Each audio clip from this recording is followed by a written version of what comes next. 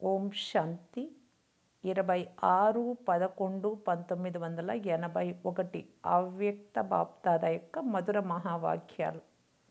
Heading: సహయోగులే సహజ యోగులు.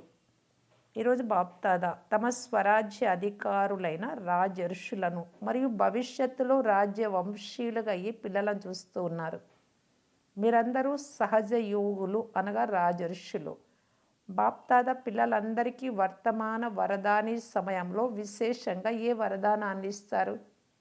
సహజ యోగి భవ.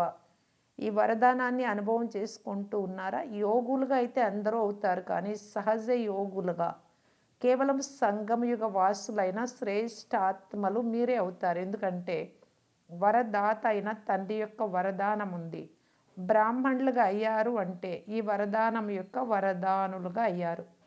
అన్నింటికన్నా ముందు జన్మ యొక్క వరదానం ఈ సహజ యోగి భవ అన్న వరదానమే. కావున మిమ్మల్ని మీరు పరిశీలించుకోండి. వరదాత అయిన తండ్రి, వరదాత అయిన సమయం మరియు మీరు కూడా వరదానాలు తీసుకునే శ్రేష్ఠ ఆత్మలే.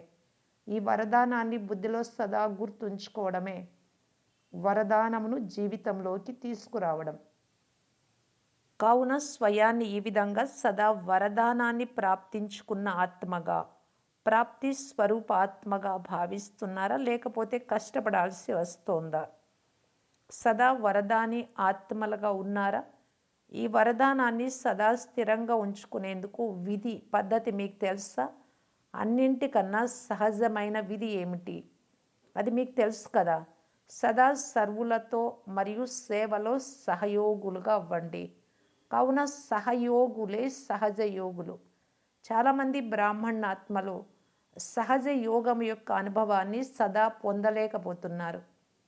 యోగముని ఎలా జోడించాలి, ఎక్కడ జోడించాలి అన్న ఈ ప్రశ్నలోనే ఇంకా ఇప్పటి వరకు కూడా ఉన్నారు. సహజ యోగంలో ప్రశ్న అనేది ఉండదు, మరియు సహజమైనది సదా స్వతహాగానే ఉంటుంది. అనగా సహజ యోగులైన వరదాని ఆత్మలు స్వతహాగానే నిరంతరము యోగులుగా ఉంటారు. అలా లేకపోవటానికి కారణం ఏమిటి? ప్రాప్తించిన వరదానమును లేక బ్రాహ్మణ జన్మ యొక్క ఈ అలౌకిక కానుకను సంభాళించడం రాకపోవటమే. స్మృతి ద్వారా సమర్థంగా ఉంచుకోవడంలో నిర్లక్ష్యంగా అయిపోతారు. లేకపోతే బ్రాహ్మణులు సహజ యోగులుగా లేకపోతే బ్రాహ్మణ జీవితం యొక్క విశేషత ఏముంది? వరదానులుగా అయి ఉంటూ కూడా సహజ యోగులుగా అవ్వకపోతే ఇంకెప్పుడు అవుతారు? ఇది మా జన్మసిద్ధ వరదానము అన్న నశాను మరియు నిశ్చయాన్ని సదా గుర్తుంచుకోండి. ఇదే వరదానమును సర్వాత్మల పట్ల సేవలో వినియోగించండి. సేవలో సహయోగులుగా అవ్వడమే సహజ యోగులుగా అయ్యేందుకు విధి. అమృత వేళ నుండి సహయోగులుగా అవ్వండి. మొత్తం రోజంతటి యొక్క మూల లక్ష్యంగా ఒక్క శబ్దాన్ని గుర్తుంచుకోండి. సహయోగాన్ని ఇవ్వాలి, సహయోగిగా అవ్వాలి. అమృత వేళ బాబాతో మిలనం జరుపుకొని బాబా సమానంగా మాస్టర్ బీజ స్వరూపంగా అయ్యి, మాస్టర్ విశ్వ కళ్యాణకారిగా అయ్యి, సర్వాత్మలకు మీకు ప్రాప్తించిన శక్తుల ద్వారా వారి వృత్తులను మరియు వాయుమండలాన్ని పరివర్తన చేసేందుకు సహయోగులుగా అవ్వండి. బీజము ద్వారా మొత్తం వృక్షం అంతటికీ ఆత్మిక జలాన్ని ఇచ్చే సహయోగులుగా అవ్వండి.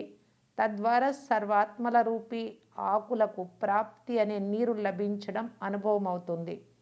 ఈ విధంగా అమృత వేళ నుండి రోజంతటిలో ఏ కార్యం చేసినా ప్రతి కార్యంలోనూ నేను సహయోగి కావాలి, సహయోగాన్ని ఇవ్వాలి అనే లక్ష్యం ఉండాలి.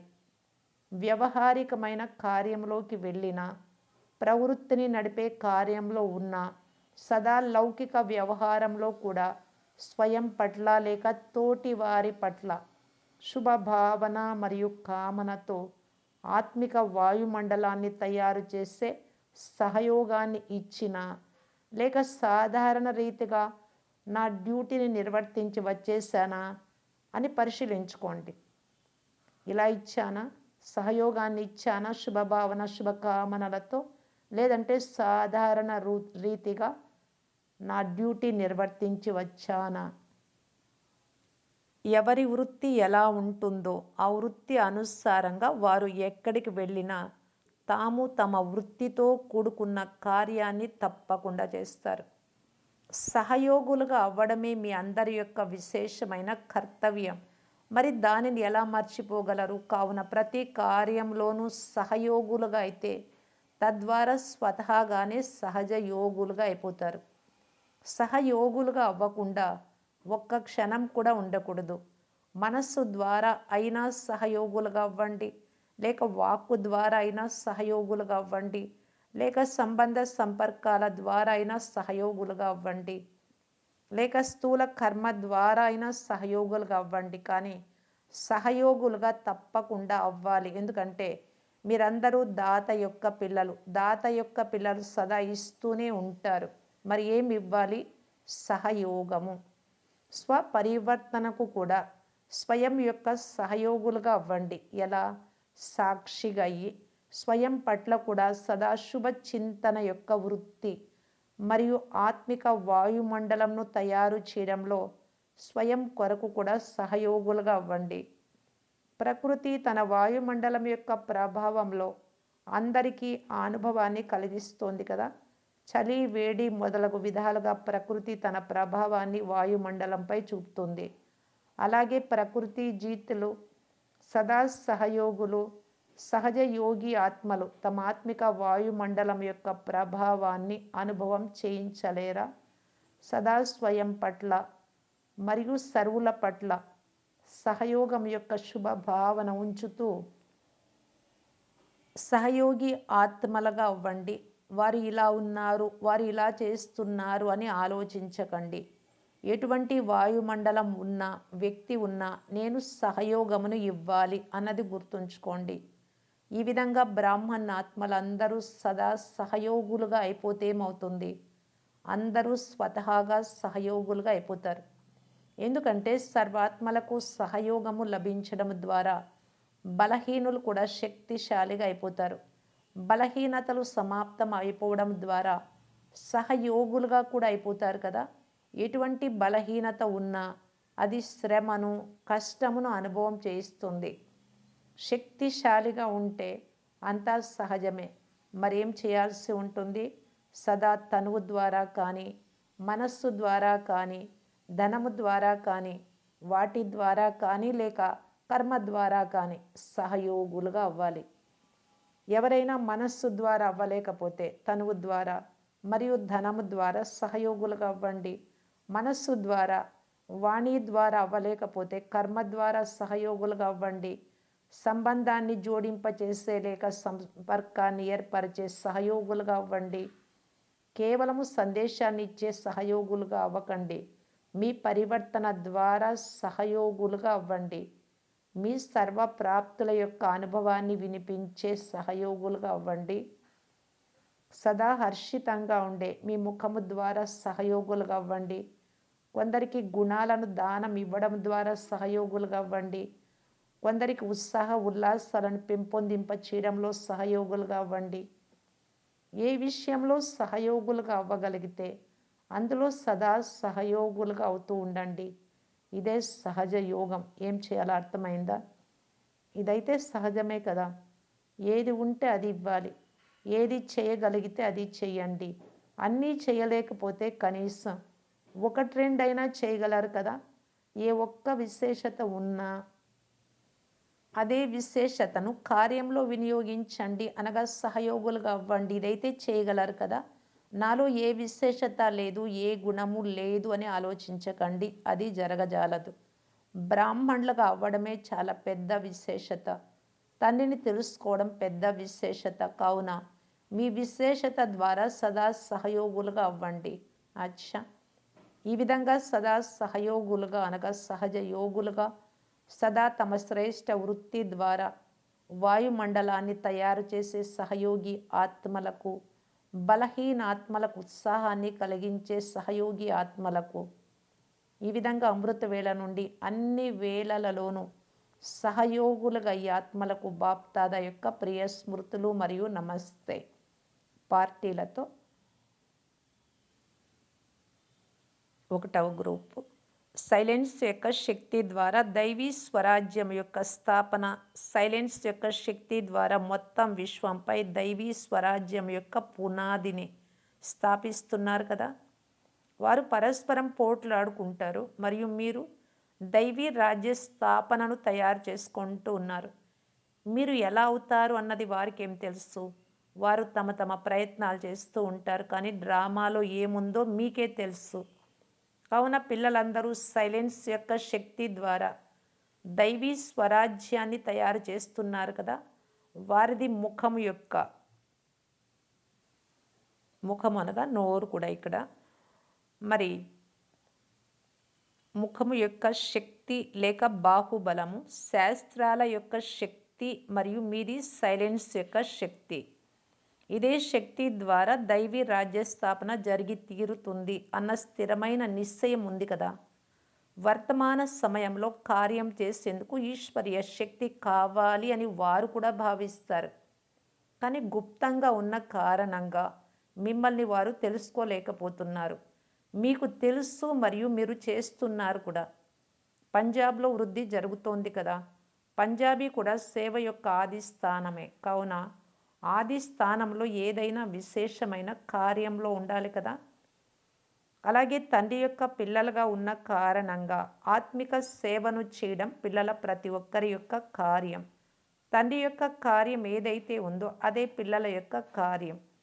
ఆత్మిక తండ్రి యొక్క కర్తవ్యము సేవ చేయడం అయితే మరి పిల్లలు కూడా అదే కార్యంలో తత్పరులై ఉండాలి. ఈ ఆత్మిక సేవ ప్రతి అడుగులోనూ ప్రత్యక్ష ఫలాన్ని ప్రాప్తింపచేస్తుంది. అందుకు ప్రత్యక్ష ఫలం సంతోషం. ఎంతగా సేవ చేస్తారో అంతగా సంతోషం యొక్క ఖజానా పెరుగుతూ ఉంటుంది. 1,000 రెట్లుగా లభిస్తుంది. అలా భావిస్తూ ఉన్నారా? ఆత్మిక సేవాదారులుగా అవ్వడమే మీ వృత్తి. లౌకికంలో ఎటువంటి స్థానంలో ఉన్నా కానీ అలౌకికంలో ఆత్మిక సేవాదారులే. ఎవరైనా డాక్టర్గా ఉంటే ఆత్మికంగా మరియు దైహికంగా డబల్ డాక్టర్లుగా అవ్వండి. ఒకటి ఆత్మకు, రెండవది శరీరానికి డాక్టర్గా కావాలి.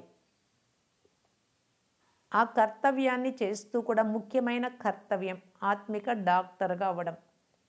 రోగులు పదే పదే రావడం కన్నా రోగమే శాశ్వతంగా అంతమైపోవాలి. కావున ఈ మందు ఇవ్వాలి కదా. సదా ఆరోగ్యం పొందేందుకు రోగి వస్తారు. ఆత్మిక సేవ ద్వారానే సదాకాలికంగా ఆరోగ్యం లభిస్తుంది. అచ్చా, సేవాదారులైన మీరు ఏ స్థానం యొక్క సేవాదారులు? మేము మహాయజ్ఞం యొక్క సేవాదారులము అన్నది మీకు బాగా తెలుసు కదా. ఎవరైతే మహాయజ్ఞం యొక్క సేవాదారులుగా ఉన్నారో వారికి యజ్ఞము ద్వారా ప్రసాదం లభిస్తుంది. యజ్ఞం యొక్క ప్రసాదానికి ఎంతో మహత్వం ఉంటుంది కదా. లౌకికంలో కూడా ప్రసాదము లభించిన వారిని మహాన్ ఆత్మలుగా, భాగ్యశాలి ఆత్మలుగా భావిస్తారు. అందరికీ ప్రసాదం లభించదు, భాగ్యవంతులకే లభిస్తుంది. కావున ఇది మహాయజ్ఞం యొక్క మహాప్రసాదం. మహాప్రసాదము ఏంటి? సదా సంపాదన జమ అవ్వడం, సర్వ ఖజానాలు ప్రాప్తించడం, ఇదే మహాప్రసాదం. ఎందుకంటే యజ్ఞ సేవను చేయడం ద్వారా అన్నింటికన్నా శ్రేష్టమైన శక్తుల యొక్క ఖజానా, సుఖం యొక్క, శాంతి యొక్క ఖజానా మొదలగు అన్ని ఖజానాల యొక్క అనుభూతి కలుగుతుంది కదా. కావున ఇదే యజ్ఞ ప్రసాదం. ఈ ప్రసాదం ద్వారా సదా ప్రసన్నంగాను ఉంటారు మరియు ముందు ముందు కూడా సదా ప్రసన్నంగా ఉంటారు. కావున అన్నింటికన్నా పెద్ద ఖజానా లేక ప్రసాదము ప్రసన్నత యొక్క ప్రాప్తి. ఇక్కడ ఉంటూ సదా ప్రసన్నంగా ఉంటున్నారు కదా. ఎటువంటి వాతావరణంలోనైనా ప్రసన్నంగా ఉండే అభ్యాసులుగా అయిపోతారు. వాతావరణం మిమ్మల్ని తన వైపుకు ఆకర్షించకూడదు. అందుకు బదులుగా మీరు వాతావరణాన్ని పరివర్తన చేసేయండి. ఇదే మహావీరుల యొక్క గుర్తు. మరి మీరు మహాప్రసాదము లభించింది అని భావిస్తున్నారా? మీరు మహాప్రసాదాన్ని తీసుకొని మహాన్ భాగ్యశాలురు. ఎందరి ఆత్మల యొక్క సేవనైతే చేశారో ఆత్మలందరి యొక్క శుభభావన మీ పట్ల ఆశీర్వాద రూపంలో ఉంటుంది. కావున ఎందరు ఆత్మల యొక్క ఆశీర్వాదం లభించి ఉంటుంది? సర్వశ్రేష్ఠ ఆత్మల యొక్క ఆశీర్వాదం అనేక జన్మల కొరకు సదా సంపన్నంగా చేసేస్తుంది. మరి అందరి ఆశీర్వాదాన్ని తీసుకున్నారా? సదా రహస్యాన్ని తెలిసిన వారిగా అనగా రాజీగా ఉండండి. ఎప్పుడూ సేవలో అలగడం లేదు కదా, సదా రాజుగా ఉండండి. ఎవరైనా అసంతుష్టంగా చేసినా ఎప్పుడు అలగకూడదు. ఎందుకంటే ఇది వెరైటీ వృక్షం అన్న రహస్యం మీకు తెలిసింది. కావున ఈ రహస్యాన్ని తెలుసుకున్నవారు ఎప్పుడు అసంతుష్టంగా అవ్వరు. అసంతుష్టులుగా అవ్వడము అనగా ఈ రహస్యాన్ని తెలుసుకోకపోవడం. కావున అందరూ రహస్యాన్ని తెలుసుకున్న వారే కదా. సేవ యొక్క అవకాశం లభించడం అనగా లాటరీ యొక్క లక్కీ నెంబర్ తెరుచుకోవడం. సేవాదారులు అనగా లక్కీ నెంబర్ తీసుకున్నవారు. లక్కీ నెంబర్ ఉంది కదా, లక్కీ నెంబర్ చాలా కొద్ది మందికే వెలువడుతుంది. మరియు లక్కీ నెంబర్లో సర్వశ్రేష్ఠ ప్రాప్తి ఉంటుంది. లక్కీ నెంబర్ అనగా స్వయం లక్కీగా అయిపోయారు. అచ్చా, మాతలు జన్మ జన్మల యొక్క ఖాతాను జమ చేసుకున్నారు. ఒక్క జన్మలో అనేక జన్మల యొక్క ప్రారంధాన్ని జమ చేసుకోవడం, ఇది చవకైన బేరమే కదా. కాస్త సమయం, శ్రమ మరియు జన్మ జన్మల యొక్క ఫలం. కావున అందరూ చౌకగా వ్యాపారం చేసి మీ సంపాదనను జమ చేసుకున్నారా? మాతలు సదా సహయోగులుగా ఉన్నారు. ఇందుకు అభినందనలు. ఏ విధంగా ఇక్కడ సేవ యొక్క భాగ్యాన్ని తయారు చేసుకున్నారో అలాగే ఈ భాగ్యాన్ని సదా మీ తోడుగా ఉంచుకోండి. సదా భాగ్యం యొక్క దీపం వెలుగుతూ ఉంచుకునేందుకు సదా ధ్యాస ఉంచండి. మీ భాగ్యాన్ని మీ తోడుగా ఉంచుకోవడం అనగా భాగ్య విధాతను తోడుగా ఉంచుకోవటం. మీ భాగ్యం యొక్క సితారాను మెరుస్తూ ఉండడం చూసి ఇతరుల యొక్క భాగ్యం కూడా తెరుచుకుంటుంది. అచ్చా, కుమారీలు ఏ అద్భుతాన్ని చేసి చూపించాలి? అన్నింటికన్నా అద్భుతమైనది బాబా చెప్పడంతోనే పిల్లలు చేయడం. ఏ విధంగా చాత్రక పక్షులు పైనుండి బిందువు పడడంతోనే వాటిని ధారణ చేస్తాయో అలాగే అన్నింటికన్నా అద్భుతమైనది బాబా యొక్క ప్రతి మాటను చేసి చూపించడం. కర్మ ద్వారా తండ్రి యొక్క మాటలను ప్రత్యక్షం చేయడం, ఇది కుమారీల యొక్క కమాల్. కావున స్మృతి చిహ్నంలో కూడా కుమారీలు తండ్రిని ప్రత్యక్షం చేసినట్లుగా చూపిస్తారు. విజయాన్ని పొందారు కదా, తాను ఏ కుమారి అది నేనే అని ప్రతి ఒక్కరూ భావించాలి. ఇందులో ప్రతి ఒక్కరూ స్వయాన్ని ముందు ఉంచుకోండి. ఇందులో మొదట నేను, దీనినే కుమారీల యొక్క అద్భుతమని అంటారు. ప్రతి ఒక్కరూ తండ్రిని ప్రత్యక్షం చేసే నిమిత్తాత్మలుగా అయిపోయినట్లయితే అందరూ అమూల్య రత్నాలుగా అయిపోతారు. అచ్చా, ఓం శాంతి.